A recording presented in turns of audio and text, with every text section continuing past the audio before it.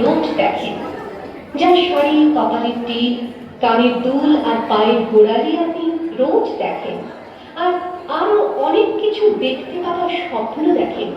স্বপ্নে যাকে ইচ্ছে মতন দেখেন, আমি শুনি।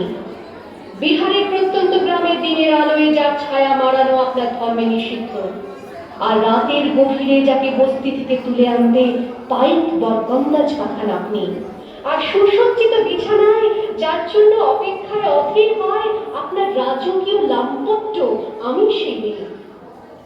আমি সেই মেয়ে, আসামির চা বাগানে ঝুঁকবি কামিন বস্তি থেকে যাকে আপনি নিয়ে যেতে চান শাহেরি বাংলোয় মধ্যরাতে।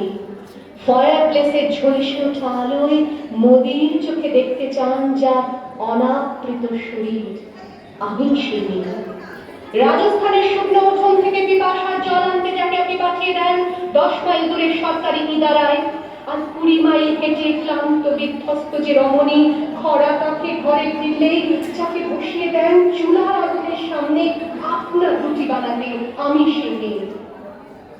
আমি সেই মেয়ে যাকে নিয়ে আপনি মগ্ন হতে চান গঙ্গার ধারে কিংবা ভিক্টোরিয়ার সবুজে কিংবা সিনেমা হলের নীল অন্ধকারে, যার চোখে আপনি এঁকে দিতে চান ছোট স্বপ্নের কাজল আর ফুরিয়ে যাওয়া সিগারেটের প্যাকেটের মতো যাকে পথের দুপাশে ছুঁড়ে ফেলে আপনার ফুল সাজানো গাড়ি শুভ বিবাহ সুসম্পন্ন করতে ছুটে যায় শহরের পথে।